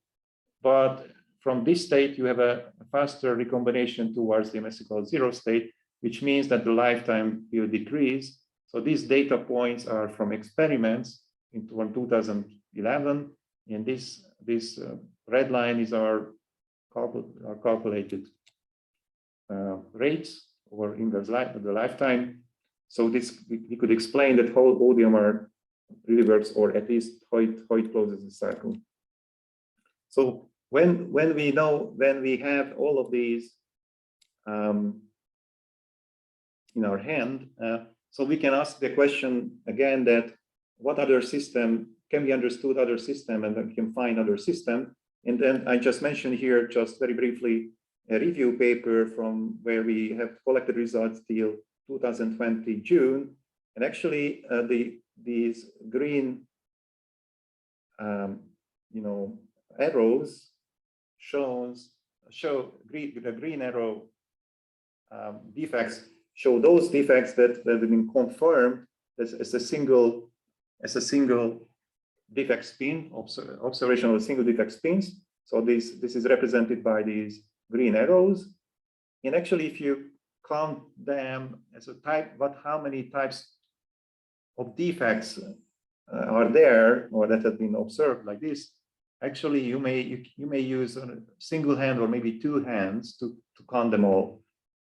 And actually, this is a relatively small number, so the field, but we can say definitely this is not on the MV center is not unique. There are other centers that with this same methodology, with this optical detecting magnetic resonance, you are able to read out its spin state and single spin state. And actually, one interesting route is going toward to looking at the two-dimensional materials like hexagonal boron nitride. At that time, there was no confirmation about ODMR centers and the defect, but then just in a single year, this is exploded, and there were new findings here. I would like to introduce very, very briefly as the second part of my talk, basically. And because in 2018, we predicted with a colleague, Martin Plainio, and also Mehdi Abdi, that the boron vacancy, the negatively charged boron vacancy in this two-dimensional hexagonal boron nitride is a good qubit candidate with the spin one system, and it can be optically excited. And then later on, Yakonov from Würzburg University, Vladimir Yakonov from Würzburg University, and with colleagues, they prepared a hexagonal boron nitride sample with neutron irradiation to create boron vacancies, and they could observe the ODMR signal of ensemble of boron vacancies. And in parallel to that, we worked on understanding the boron vacancy optical detecting magnetic resonance from theory, of initial theory. And you can see here that actually the electronic structure of the boron vacancy in boron nitride is very complicated, and many levels that are very close to each other, and it's highly localized around the boron vacancy. So these are the nitrogen dangling bonds. What you can see here, the spin density at a given isosurface, you can see, and also you can see the spin density is also observable around this in the second or third neighbor shell ions. And now we try to look at and calculate the electronic structure of this defect, and it's very, very complicated. So it's really questionable whether the density function theory may or may not be applied even for these triplet excited states to understand the characteristics of this defect. And that's why there was some ambiguity in this DFT plus CI methodology. We decided to try or to work with another methodology called density matrix, which is based on the density matrix renormalization group. And actually, this has been developed, this DMRG algorithm, just in-house, in just another professor here in the Wigner Research Center for Physics. And then we wrote an interface of this DMRG method toward the plane wave supercell code, the density functional theory code that we are using. So we were able to plug in these wave functions and Coulomb interactions coming from the wave functions into this algorithm, which is based on basically factorization this is a slated determinant, number of slated determinants here, the occupation number of slated determinants.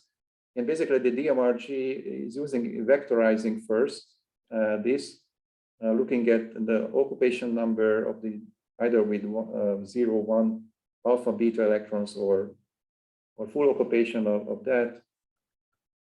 But in order to make it this methodology more flexible, we are using so-called matrix wave functions like this to get the so-called DMRG wave function. So it's a wave function methodology in which you are able to calculate CI methodology, but in a way that it can be very flexible and easy to set the convergence criteria. And the advantage of this methodology that it uses, you can calculate very efficiently the static correlation between the states. And then when you apply this, what we found that this picture shown here is basically coming from density functional theory, is applicable or it's close to the, it can be close to the exact solution. So we could trust in our results in terms of the excited states too. And then we could calculate the photoluminescence spectrum for this defect, as Audrius explained, including the phonon sideband, that we have a good agreement with the experiment showing that indeed the observed this boron vacancy in the negative charge state in boron nitride. But then if it's a spin-1 system, you can try to coherently manipulate it. And that's what Professor Japanov group did. And actually just the recent publication, and observed that the T2 time must be in the microsecond, few microseconds at room temperature. But later on, there is other paper appeared about basically the same, almost the same type of material. I mean, the hexagonal boron nitride, they created this boron vacancy the same way, but they concluded that the T2 time must be rather much shorter, like 80 nanoseconds. And then we start to work together with Vincent Jacques group in France,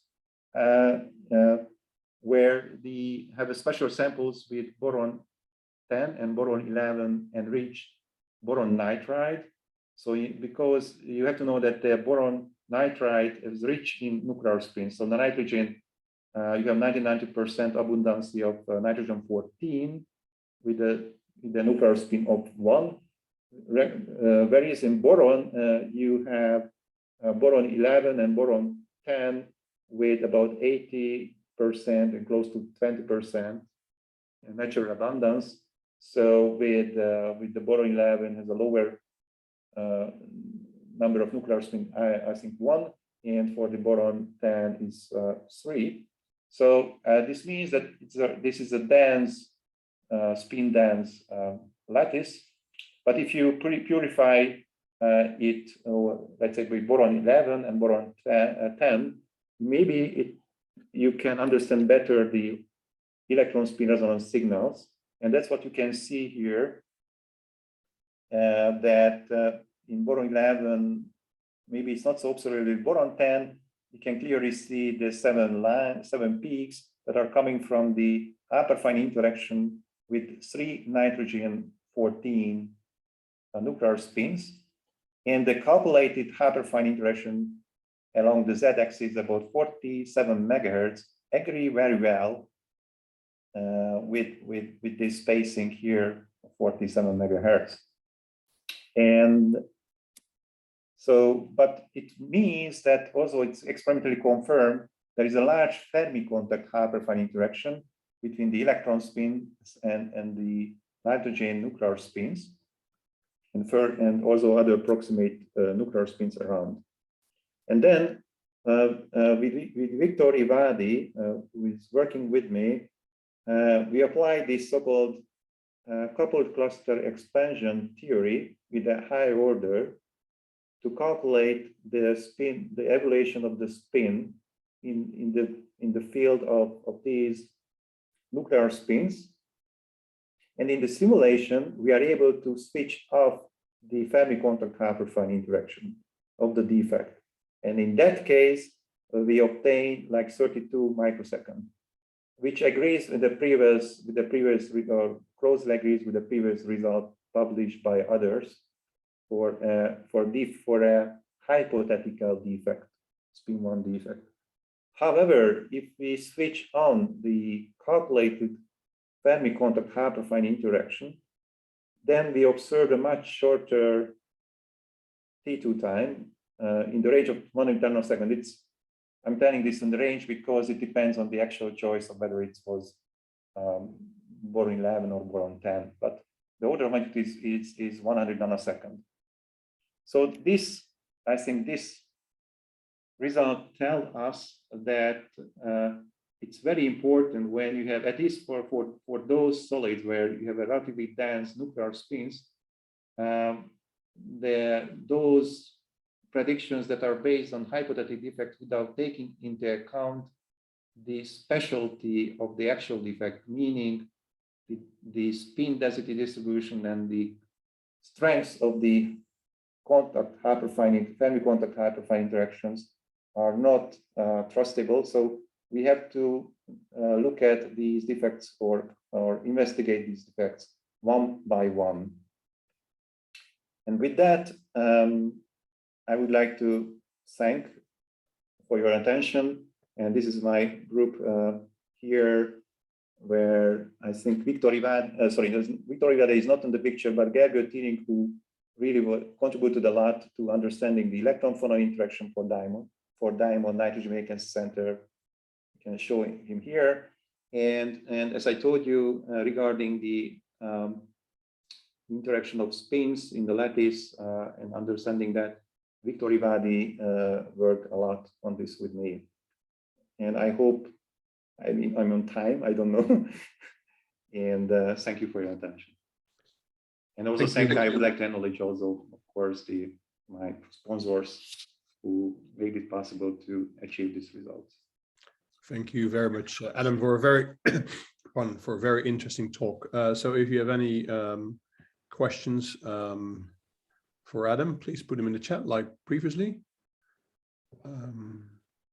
While we wait for questions, I mean, just to sort of comment, I was very interested to see that you see this, well, me with a quantum chemistry hat on, which are like a multi-reference effects in these defects, and the fact that you need to sort of combine that, or basically treat that in a sort of way where you treat the subsystem exactly, and then the rest with DFT, where you take the multi-reference. It's like a multi-scale method indeed, yeah.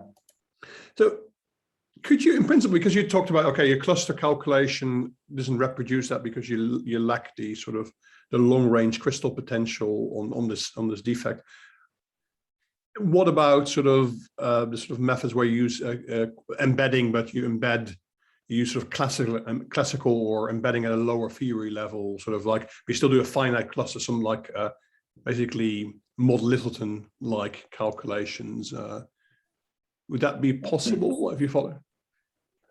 Very processor maybe it would be, I don't know, but I think that it's very important. So there are two issues. So one is that if we want to calculate the wave functions ab initio, for instance, because what Audrius did, for instance, he showed that we want to understand how to ionize, or what are the ionization thresholds. In particular, we are interested in the dipole moments, optical transition dipole moments, or carrier capture cross sections. Then we need to use such wave functions that are accurate, also for the band structure, for the usual band structure. Yeah. So this is the big problem. So we have to be accurate both for the band structures and both for the defect states and levels and the position of the levels. And I would say that that's why we have to rely on some kind of first principles data, in this case at least. Even for, you know, that we discussed here before in the previous talk, for the effective mass states, also there, it might happen in some cases you want to understand that maybe that's what you call central cell correction might change, how to say, by going from one particular ground state, or we go to a ground state and you want to an excited states of the same defect. Actually, want to be extra accurate, probably you should be able to calculate in first principles. So yes, so this is the challenge, and that's why. And it's also the screening of the other electrons. So there is an effect of the itinerant electrons, or the band electrons from the band. We are interacting with the electrons localized on the defect side, and which I call a screening effect. And this must be also accurately taken into account. That's why I try to illustrate very briefly on this picture when we compared a CI methodology, a classical quantum chemistry methods, you can make a model where you embed this defect in a diamond cluster or a nanodiamond, let's say, very small nanodiamond. But this small nanodiamond is not really to directly calculate this nanodiamond, but rather as a modeling of the diamond lattice, the almost infinite diamond lattice, let's say. Turns out that this is not the right way to go, because this screening is so badly taken into account that even the order of the levels are incorrect. So this is a big challenge. Cool, fair enough. Very frankly, I think if this DMRG or related work, since they start to work, so not just the static correlation, but the dynamic correlation can be taken into account. My projection is that we go back to the wave function methods again. What has been started like 100 years ago. There's a question from George here in the chat. Very nice talk. Have you considered using Hartree-Fock with your CRPA downfolded Hamiltonian to avoid the double counting corrections, or was that found not to be as good? I guess the problem is that the Hartree-Fock, so if you think that only the Hartree-Fock methodology only means here that the single slated determinant. Mm-hmm. The problem is that in this case, there will be a too large gap. Actually, there is a very interesting paper, too large gap for diamond, I mean. So the screening here have the problem with the screening acting on these molecular types like orbitals of the MV center. And actually, there's a very interesting paper, a Nature paper from Kresse and others, where they looked at that if you want to use a wave function methodology just for silicon, for instance, that what is the level of accuracy you have to achieve to get the right energy, cohesive energy, and you need a coupled cluster. So you need a really high level of coupled cluster CCSD, we call it, in order to reproduce the quantum Monte Carlo reference results. So this means that the simple Hartree-Fock, in a way, if I'm using only Hartree-Fock without this coupled cluster CCSD, that it won't work. So so that will create, I believe it would create like a double, it may even double the energy gap between the singlet A1 and the singlet T, or even between the triplet states. Sure, sorry, just to jump in with a follow-up. But if you're doing the CRPA on top of it, would that not get you in the right ballpark? But the problem is that the CRPA is connected to the solution of the background, which is, if it's the Hartree-Fock, my problem is that the screening here, so the irreducible polarizability is far too large. Will be too small. So then the screening will be too small, and then the energy gaps will be too high, too large between these. Sure. So the double counting correction is the lesser of two evils there then. Yeah, the double counting correction is yes. I mean, so yes, if you say that the double counting correction is the same error, what we are using, it's a kind of a big error, then of course it's questionable. But that can be somehow tested, or at least for one case to another case, by looking at the known energy gap, like between the triplet states.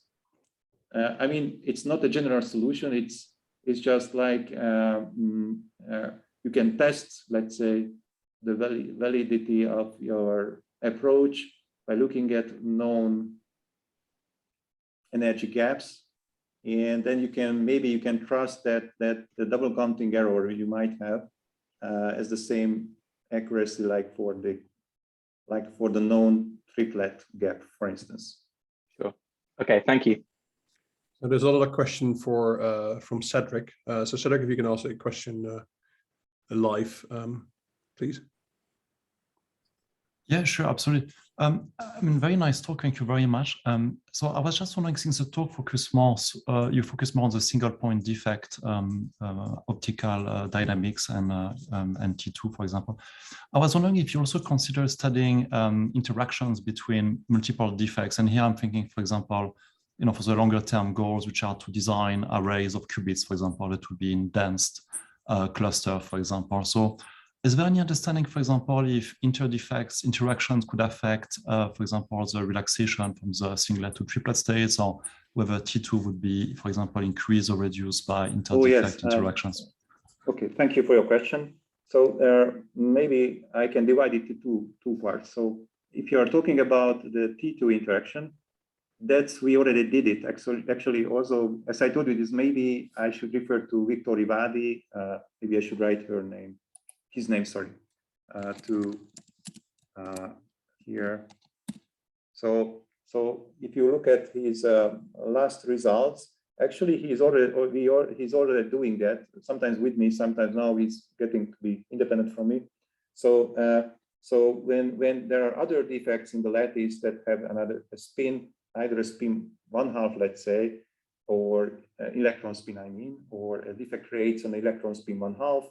Or an electron spin 1 and so forth, you can look at how it interacts with your target spin, electron spin. But this is not, you don't need an ab initio calculation in the sense that if you are sufficiently far from each other, then you can look at them as a point like dipole, right?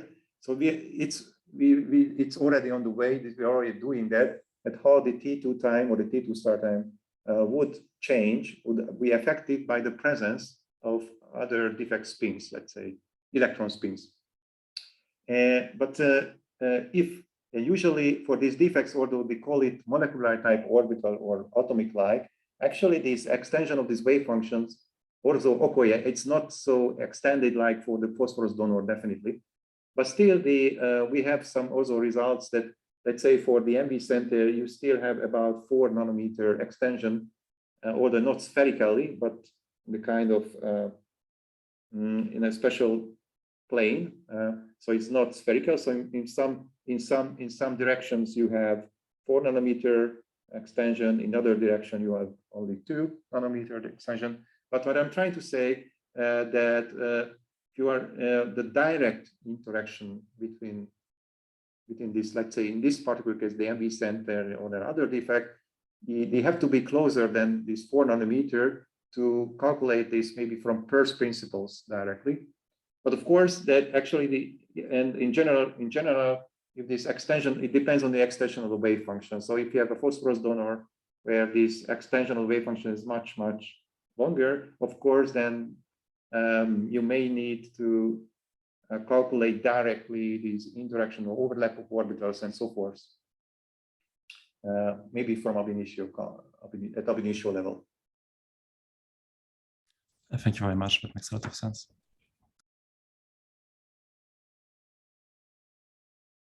Thank you, Cedric, and also thank you, George. And thank you, Adam, again. In view of the time, I would like to finish here and thank all 3 speakers of this afternoon, Audrius, Andrew, and Adam, for their contributions. It was a very interesting symposium from my perspective.